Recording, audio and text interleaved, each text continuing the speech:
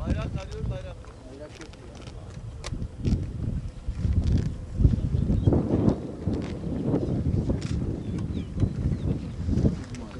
Buraya mı gelmiş? Mahallenin karşısına.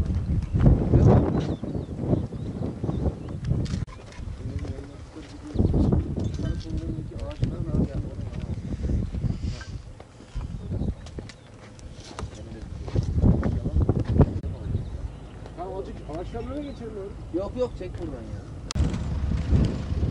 Orada bir yere mutlar.